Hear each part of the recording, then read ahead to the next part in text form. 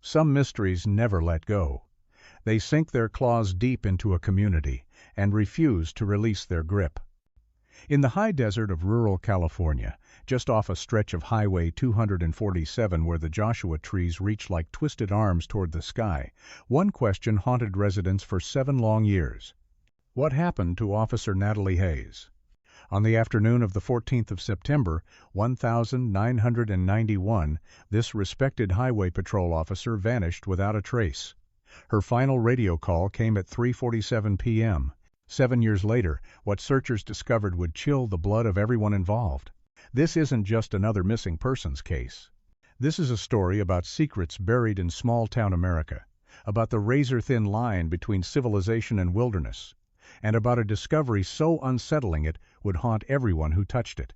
Before we descend into this desert mystery, tell me in the comments where you're watching from, and don't forget to subscribe for more vanished stories. Natalie Hayes wasn't just another officer behind a badge. At 32, she had spent nearly a decade patrolling the remote highways of San Bernardino County. Locals knew the distinctive growl of her Silver Patrol motorcycle long before they ever saw it. And they knew Natalie, her quick laugh, her calm voice, her quiet kindness. She stood 5'6", with dark chestnut hair pulled back tight in a regulation bun, and a uniform that always looked pressed and proper. She had a habit of helping stranded motorists more than once, paying out of pocket for a tank of gas or buying bottled water during the brutal summer months. Her saddle compartments were packed with jumper cables, tools, flares, and first aid kits. In 9 years of service, Natalie never missed a shift, never filed a complaint, and never once raised her voice during an arrest. Her supervisor once called her the most dependable officer he'd ever commanded. Saturday, the 14th of September, dawned crisp and bright over the Morongo Basin. The sky was cloudless, the temperature a mild 72 degrees. Natalie arrived at the station 15 minutes early, as usual 6:45 a.m. sharp.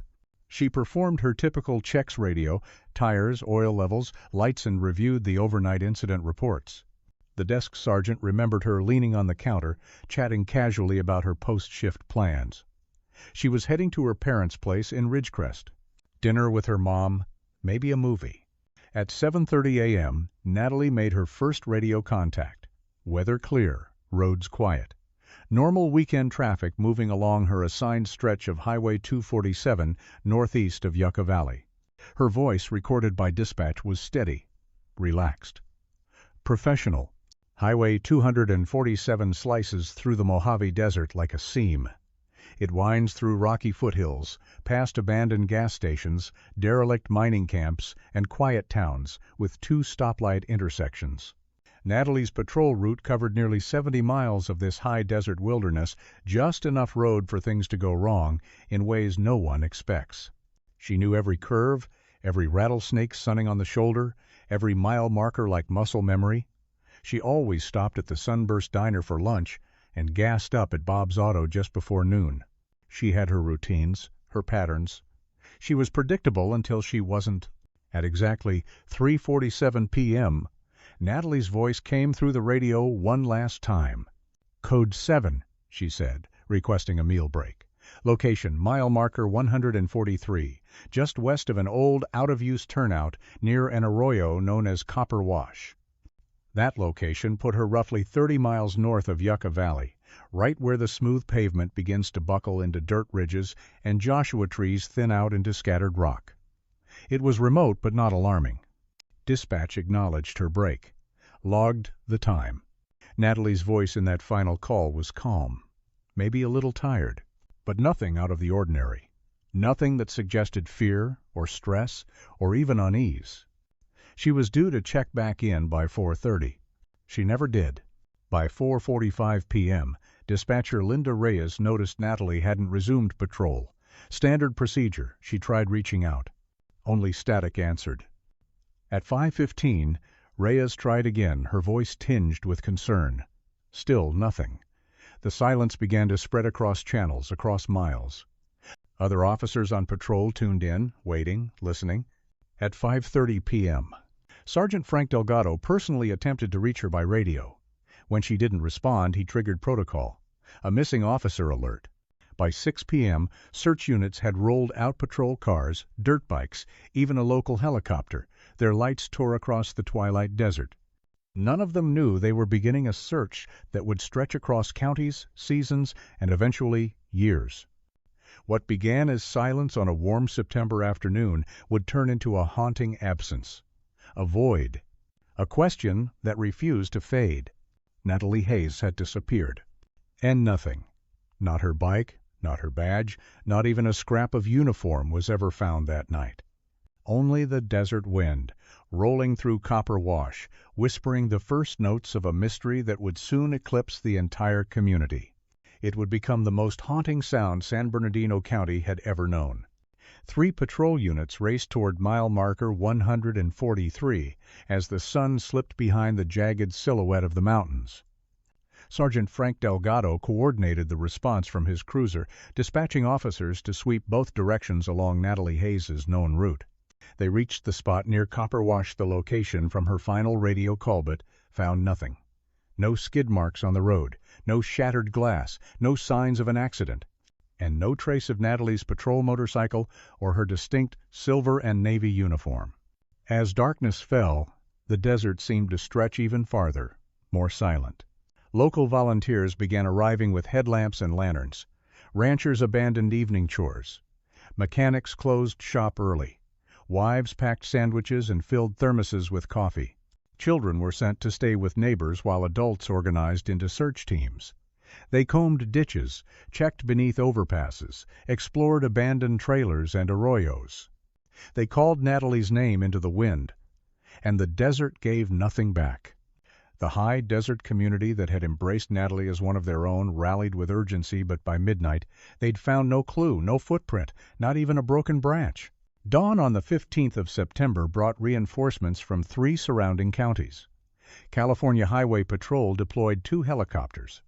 Their low, circular sweeps drummed across the desert like a heartbeat. Ground teams fanned out, following every dirt trail, every goat path, every canyon edge. Sheriff's deputies from Barstow and Victorville arrived with tracking dogs and heat-sensing gear. A mobile command post was set up in the parking lot of the Sunburst Diner, where Natalie had eaten lunch countless times. It buzzed with activity as maps were unfurled and marked with highlighters. Coordinators assigned search sectors to incoming volunteers. Some teams went out on ATVs, others walked shoulder to shoulder through brush and rock. Local media began reporting on the missing officer. By noon, the story had spread across Southern California. News vans clustered near Highway 247, antennas raised to the sky. Reporters gave updates under the blinding desert sun. Over 200 people joined the search that day. Dogs briefly picked up Natalie's scent near the Copper Wash turnout, but lost it within a few hundred yards. The terrain seemed to absorb evidence. The sand swallowed tire tracks. The wind erased footprints. It was as if the desert had taken Heron, then sealed the door behind her. Investigators began reconstructing Natalie's final day. At 2:30 p.m., gas station clerk Marta Rivera remembered Natalie stopping in for her usual order black coffee, no sugar, and a glazed donut. They chatted briefly about the cooler weather and her plans to visit her parents that evening. Marta said Natalie seemed in good spirits, relaxed, laughing. A long-haul trucker, Calvin Rourke, later reported seeing a patrol motorcycle idling near the Copper Wash turnout around 3:45 p.m., right in line with Natalie's final radio check-in. But Rourke was unsure if anyone had been standing nearby. He hadn't thought much of it at the time. These fragments helped form a timeline, but one that only led to more questions. Natalie had been on routine patrol. No signs of pursuit, no indication of distress. And yet, somewhere between 3:47 p.m. and her expected 4:30 check-in, she disappeared completely. That 43-minute window became the center of the investigation. The town of Pinyon Ridge population, just over 3,000, had never experienced anything like this. Churches held candlelight vigils. Locals shared stories about Natalie, how she helped after a wildfire, how she changed a tire for a mother with 2 kids in the back seat, how she never seemed too busy to wave. The little Methodist chapel on Canyon Street became the unofficial headquarters for volunteers. They served hot meals, managed donation drop-offs, and handed out bottled water to search crews. The diner donated food. The hardware store contributed batteries and headlamps. A GoFundMe reward fund reached $25,000 in less than a week. To them, Natalie wasn't just a badge number. She was the woman who'd help them when no one else showed up. A neighbor, a friend, the one who always stopped to ask how your mother was doing, even when she was on duty. They refused to give up. Within days of her disappearance, the sheriff's office received dozens of tips from across California and neighboring states. A woman matching Natalie's description was reportedly seen at a rest stop in Bakersfield. Another caller claimed to have spotted her patrol motorcycle parked behind a closed service station outside Needles. Every tip had to be investigated. Each one drained time and resources away from the original search area. Psychics offered their visions. Amateur sleuths mailed in maps marked with circles and arrows. Concerned citizens reported suspicious strangers or strange lights they'd seen months earlier, wondering if it might be connected. Detectives worked round the clock, crossing off each theory, but hope rose with each call, only to fall again. The sheriff's phone rang non-stop. Hope, silence. Hope, silence. As weeks passed, theories began to take shape. One held that Natalie had experienced a mechanical failure. Perhaps her motorcycle had broken down, and she'd gone on foot in search of help, only to become lost or injured in the desert's brutal terrain. Another theory suggested a medical emergency fainting from heat, a heart issue, perhaps something no one saw coming. But there was also a darker possibility: foul play. And that one they couldn't shake. Because Natalie wasn't just a motorist. She was a uniform, a symbol of law and order on an isolated stretch of unforgiving road. And sometimes that kind of visibility makes you a target. Natalie had arrested people. She'd issued tickets, made detention some routine, others tense. Had someone she'd pulled over or confronted decided to settle a score? The third theory, officially acknowledged but deeply unsettling, suggested Natalie may have become the target of someone seeking revenge. Then came the fourth theory, whispered, never spoken into microphones or put into case files, but always lingering. Had Natalie chosen to vanish on her own? Maybe there were personal struggles, something unspoken. A private burden her colleagues and family had never seen. Mental health, burnout, fear, or pain, something deeper than her badge could shield. Each theory had some support, but none fully accounted for all the facts surrounding her disappearance. David and Irene Hayes had been married 45 years when their daughter vanished. Both retired schoolteachers, they had raised Natalie and her younger brother Colin in the same modest home they still lived in on Sycamore Lane, in the heart of Pinyon Ridge. Irene kept Natalie's childhood bedroom untouched. The floral quilt her grandmother had made still lay folded at the foot of the bed. Her childhood books lined the shelf, her old softball glove on the dresser, faded with time. David joined nearly every search party. Despite his arthritic knees and advancing age, he hiked rocky washes and high ridges, carrying a photo of Natalie in his wallet. He showed it to gas station attendants, truckers, hikers, anyone who might have crossed paths with her. Colin drove down from Fresno every weekend. He helped distribute flyers, mapped out new areas to search, and supported his grieving parents as best he could. The hardest part was not knowing. The pain of grief lived alongside the ache of hope, and neither would let the other go. The scope of the search remained a logistical nightmare. Natalie's patrol route covered over 60 miles of rural terrain, desert flats, mountain passes, dry creek beds, and scrubland. Some areas weren't accessible without off-road vehicles, others hadn't been surveyed in decades. With limited resources, the San Bernardino County Sheriff's Department couldn't comb every square mile. By mid-October, storms had washed out several desert trails, and November brought early snowfall to the higher elevations, burying potential evidence beneath frozen sand. The FBI was consulted, but with no sign of federal jurisdiction or ransom note, no crossing of state lines, they declined to take the lead. Budget limitations meant the department couldn't sustain a full-time search team indefinitely. Eventually, detectives were pulled back to deal with newer cases. Natalie's file was reclassified as a cold case. Then came the politics. Town officials worried about the impact on Pinyon Ridge's image. They didn't want the word murder in the papers. Tourism mattered. So did development projects. Quietly, pressure was applied to scale back public discussion. By late November, with the desert blanketed in snow and the media moving on, the search slowed to weekend volunteer expeditions when weather permitted and spirits allowed. The Sheriff's Department retired badge number 247 in Natalie's honor, and though they hired a replacement officer out of necessity, the memory of her presence lingered. On the one-year anniversary of her disappearance, the town held a memorial service at the small Methodist church off Main Street. Though Natalie's body had never been found, hope remained, but grief demanded a place to rest. Irene Hayes clutched Natalie's favorite coffee mug-dark ceramic with a faded Yosemite logo. David stood beside her, unmoving, his eyes fixed on the stained glass above the altar. The service closed with Amazing Grace. The voices echoed out over the snow-covered cemetery and into the wind that always seemed to whisper her name. In the spring of 1993, a new detective arrived in San Bernardino County. Miguel Mike Torres brought with him 15 years of experience from the Kansas City Police Department. He specifically requested an assignment to the cold case unit. Unsolved crimes were personal to him. His own brother, Luis, had been murdered in 1987. The case was still open. Torres dove into Natalie Hayes' file with fresh eyes. He reread every report, every witness statement, every photograph. He saw things others had overlooked. A few inconsistencies in timelines. A search sector that had been lightly combed, not fully cleared. And then something else. Torres found references to 2 other missing persons cases long since archived.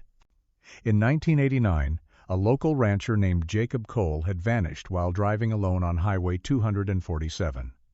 His truck was later found abandoned with the door open and keys inside. In 1990, a traveling solar panel technician named Eric Lynn disappeared along the same highway. His last known stop was at a diner near Copper Wash. Torres laid out the files and began drawing lines on a map. Cole, Lynn, Hayes. All 3 had vanished in roughly the same 20-mile radius. All 3 had disappeared during daylight hours. All 3 had been alone.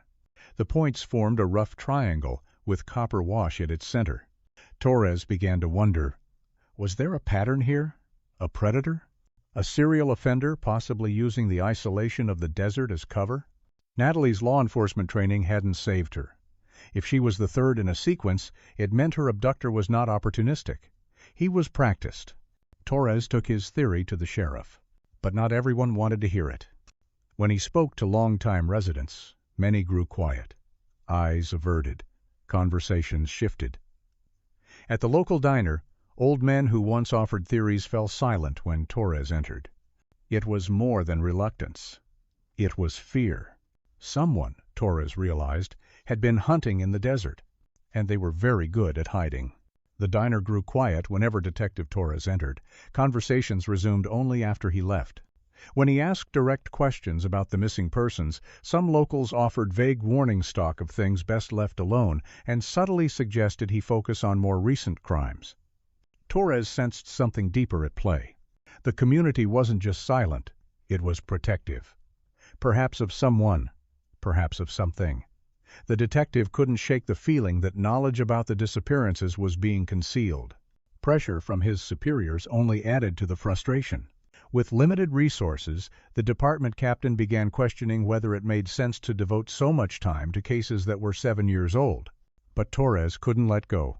He worked on Natalie Hayes' case during his off-duty hours, driven by a persistent instinct that the answers were close. Closer than anyone wanted to believe. His attention turned back to Riverside Bridge, the one point common to all 3 disappearances. The bridge, built in 1934, spanned a deep ravine carved by years of seasonal flooding. Local archives revealed that the area had a long and unsettling history. In the 1940s, 3 fatal accidents had occurred on that same stretch. Vehicles had veered through the guardrails and plunged into the ravine below. One elderly resident even recalled hearing as a child that the bridge was cursed. Torres didn't believe in curses, but he did believe in patterns. And this location isolated, shielded from view, steeped in folklore was exactly the kind of place someone with a fascination for death or disappearance might be drawn to. He filed a request for engineering and maintenance records of the bridge. Structurally, it was sound, but its location tucked between rolling hills and heavy brush made it an ideal ambush site. No homes nearby, no natural traffic bottlenecks, no witnesses. Then, Torres began hearing about the McAllister Ranch.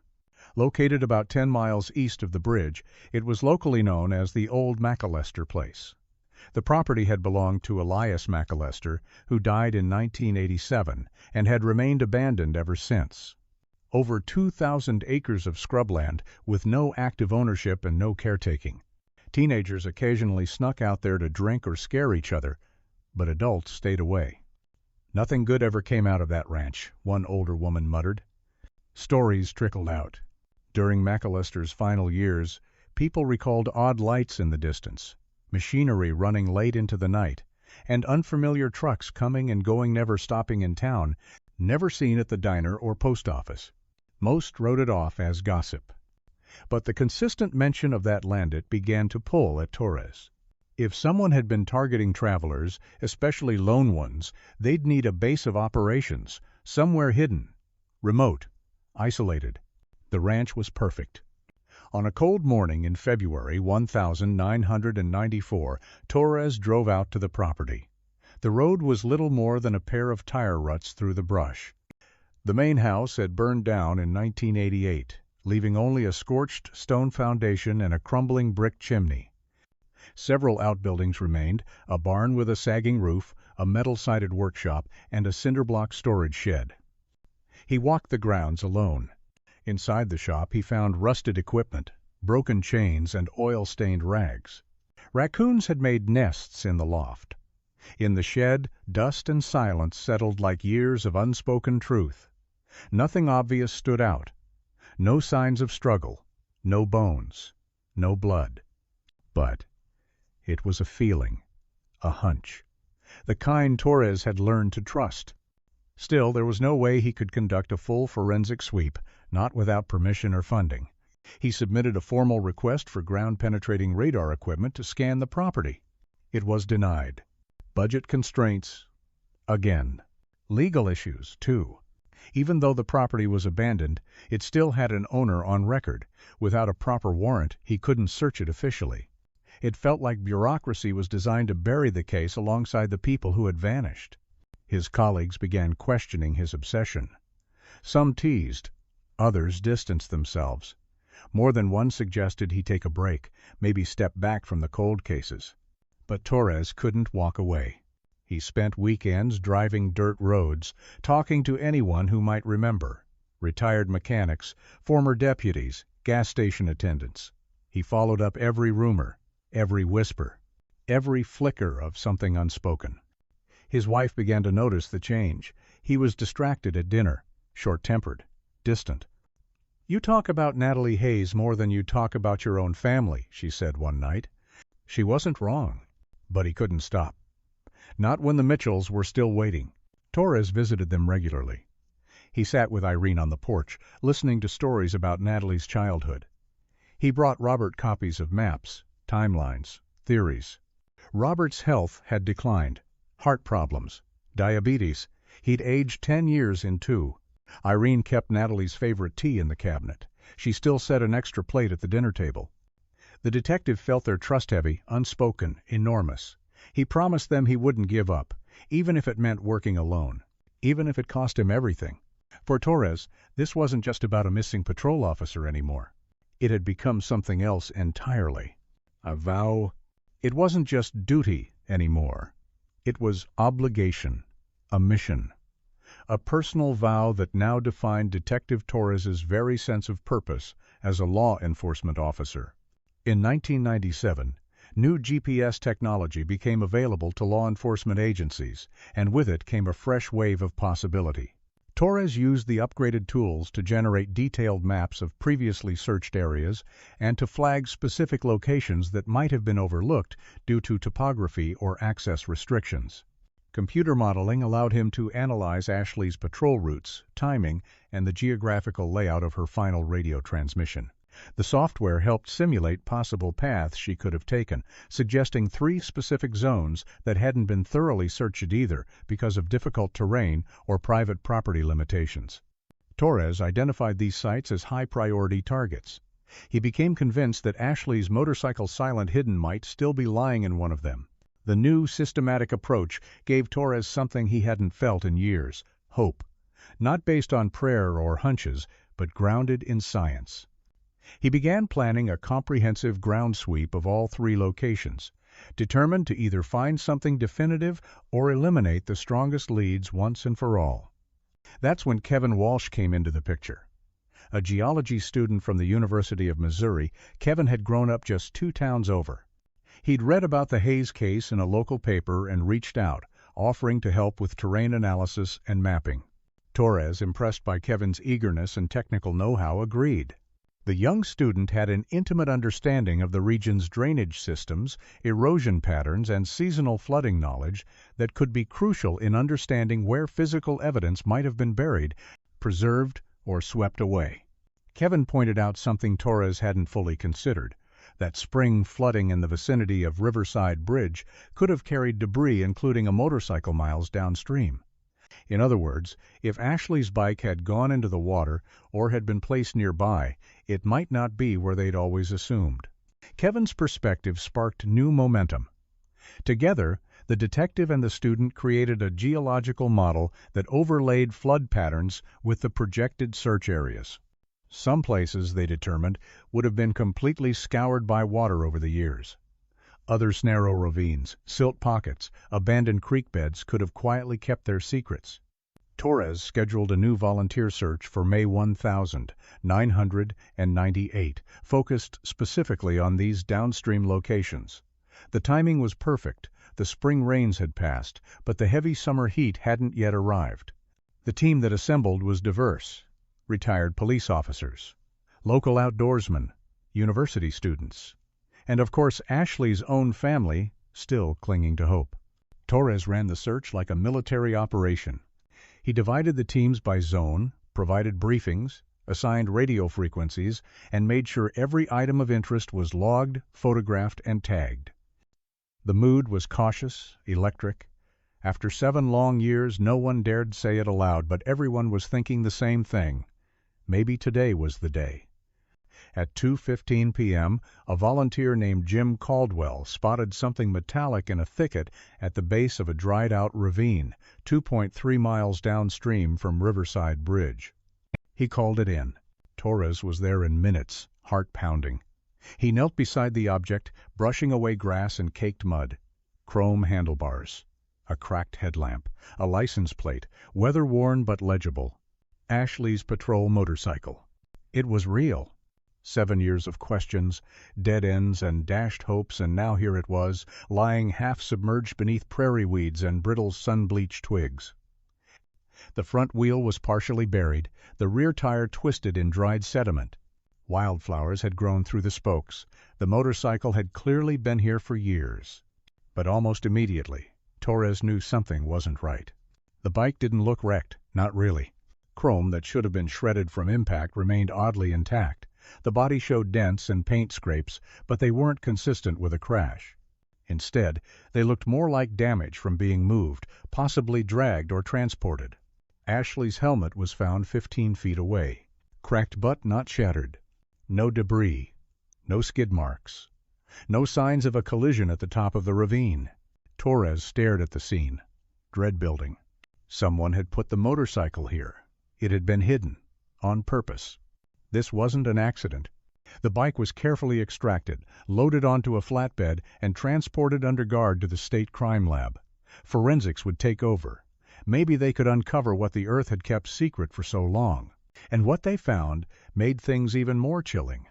The damage patterns were inconsistent with a high-speed crash. Paint transfer and dent placement indicated that the motorcycle had likely been loaded onto a truck or trailer before being deposited in the ravine. Most puzzling of all, the absence of Ashley's DNA. No blood, no tissue, no fibers. Nothing on the handlebars, seat, or helmet lining. For a bike supposedly involved in a violent accident, it was suspiciously clean. Analysts also discovered that several of the motorcycle's most valuable components parts, difficult to remove, had been stripped. Torres considered whether the stripping was to sell or simply to disguise the bike's identity. Either way, the message was clear. Someone hadn't just moved the bike. They'd manipulated the scene. They didn't want Ashley Hayes to be found. Now Torres had physical evidence, but fewer answers than ever. And one new, terrifying question. If someone had gone to such lengths to hide the motorcycle, what had they done to her? Several components had been removed from the motorcycle items a thief might have taken, but that wouldn't typically be lost in an accident. These findings strengthened Torres's theory. The motorcycle hadn't crashed accidentally, it had been deliberately placed in the ravine to hide evidence of a crime. But the lab report raised more questions than it answered. Ashley Hayes's disappearance was no longer a tragic mystery. It was now a probable kidnapping. Then came the most astonishing discovery. Inside Ashley's helmet, wedged behind the interior padding, crime scene technicians found a small, curled piece of paper. Despite 7 years of exposure to the elements heat, moisture, dust, the paper had survived in partial form. Written in Ashley's distinct handwriting were the words, "If found, check old mineshaft." And those two initials, her own, confirmed the note's authenticity. And they changed everything. It meant she had survived. At least for a time. She'd had the clarity and presence of mind to leave a message, a clue, something to help someone someday find her. But what mineshaft had she meant? Torres consulted decades of geological surveys and mining records. The area around Riverside Bridge, once part of a mid-century copper boom, was riddled with long-forgotten mines. Then a breakthrough. One abandoned shaft, just 500 yards from where the motorcycle had been found, matched the description, a copper mine sealed off in the 1960s due to safety concerns.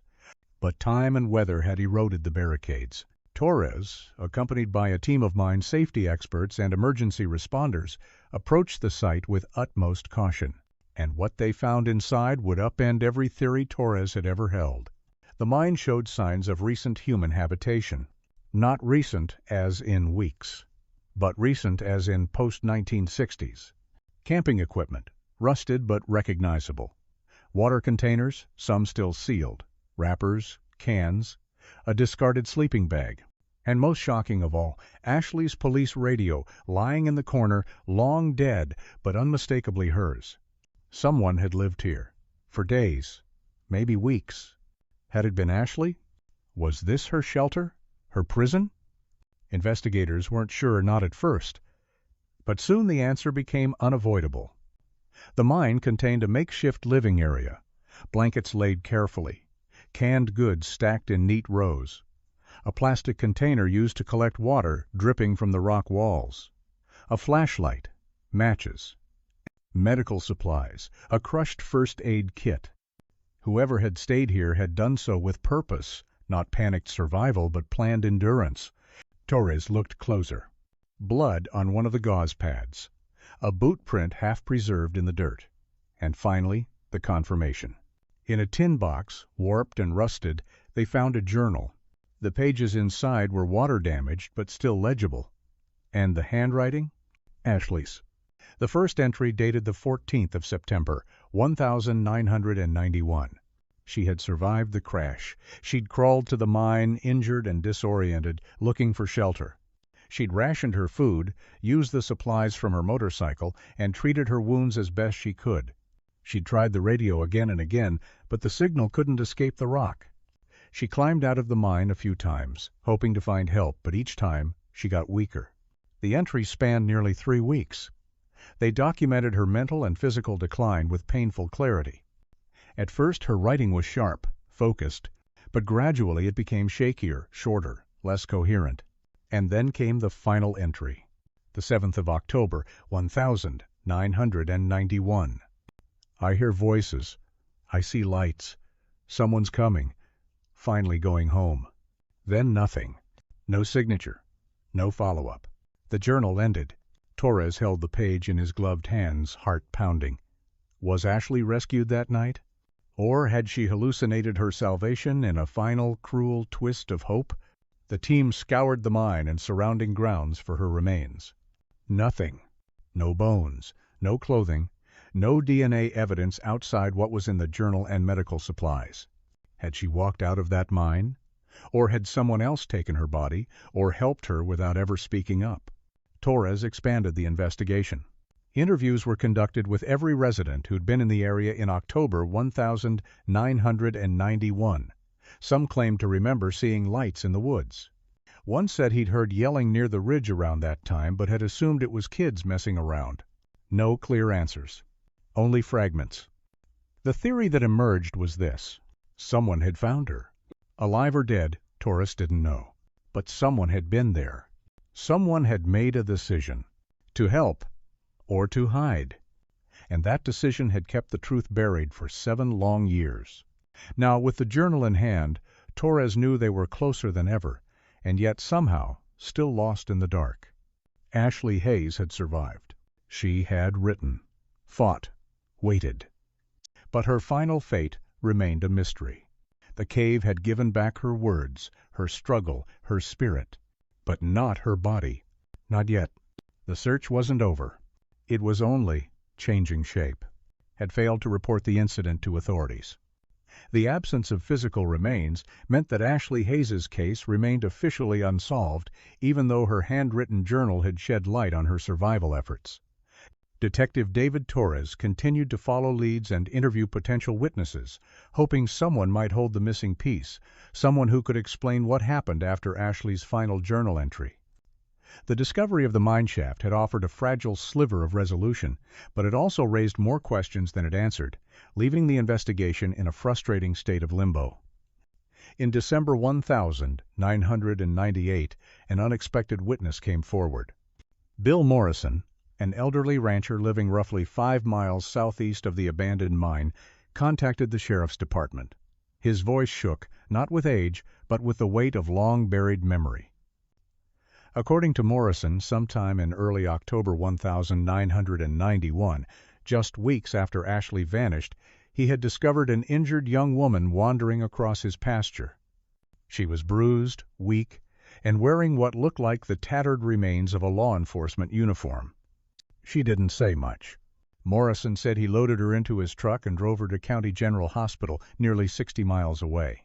He never got her name. He never followed up. And for 7 years, he never mentioned the encounter to anyone. His reason?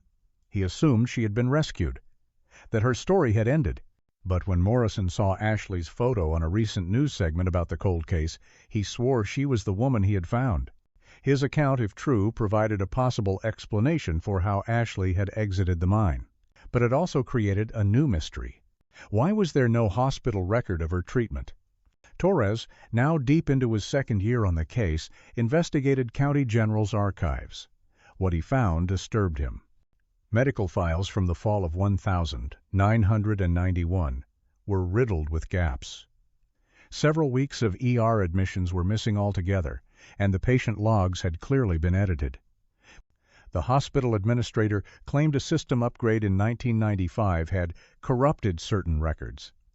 But Torres wasn't convinced. He suspected the missing files had been deliberately altered or removed. His suspicion deepened when he learned the hospital was owned by a private healthcare firm with known ties to political figures in Jefferson City. Could someone with influence have orchestrated a quiet erasure? Several former staff members from that period were either deceased, unreachable, or unwilling to speak. Torres hit wall after wall. Every question spawned 3 more. Even with Ashley's motorcycle, her underground survival site, and her journal, the core truths remained elusive. Why was her bike hidden in the ravine? Who had she encountered, if anyone, during her final days in the mine? If she had reached the hospital, why didn't anyone come forward? Why was there no paper trail? And most disturbingly, why did no one report finding her, despite a statewide alert and a 7-year search that had gripped the entire region? Torres came to believe that Ashley's disappearance had not been random nor accidental. Someone, maybe multiple people, had known what happened and had chosen silence. His investigation revealed patterns of obstruction and avoidance. Community members dodged questions. Old friends of Ashley's family offered condolences but refused to talk in detail. A conspiracy of silence had formed around the tragedy. By early 1999, Detective Torres had exhausted most of his formal investigative avenues. The case remained open on paper, but off the priority list.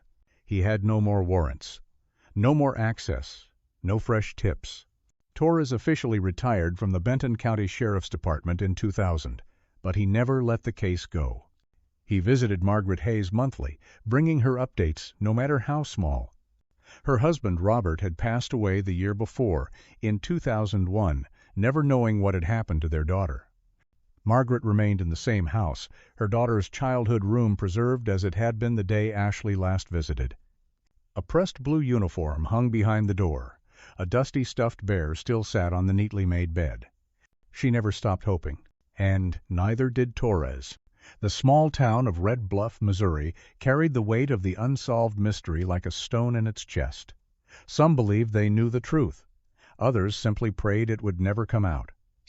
Ashley's disappearance had become folklore, retold at family gatherings, whispered about by children on school buses, referenced in town hall meetings with a grim reverence. A story that defined more than just one loss. It defined a community's limits. The case file sits today in a locked cabinet at the sheriff's office, yellowed and brittle, waiting. Waiting for someone brave enough to speak. Waiting for a scrap of evidence to break the silence. The contrast between Ashley's final, cheerful check-in over the radio and the rusted remains of her chrome motorcycle buried beneath weeds stands as a chilling monument to what was lost. On one side of the story, a bright, dedicated officer, standing beside her bike, smiling in the morning sun. On the other, 7 years of silence, a bent wheel, a missing girl, and a town that still won't speak her name above a whisper. Ashley's courage had carried her through 23 days in darkness.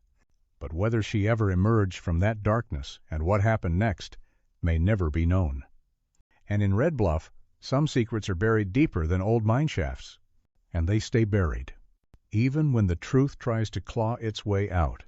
Some disappearances leave more than just empty spaces. They leave questions that echo through generations, whispers in the wind that ask, what really happened to Ashley Hayes? The case of Officer Ashley Hayes remains one of the most haunting unsolved mysteries in true crime history. Her disappearance launched a 7-year investigation marked by relentless searching, cryptic clues, and a trail of silence that went far deeper than anyone could have imagined.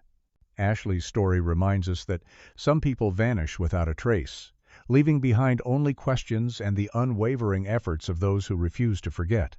Her case now stands among cold case files that continue to baffle seasoned investigators and captivate true crime communities around the world.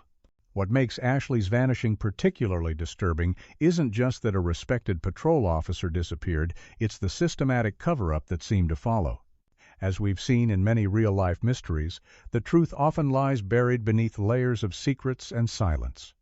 Ashley Hayes' disappearance remains a chilling reminder that even in small-town America, some of the darkest mysteries are never truly solved.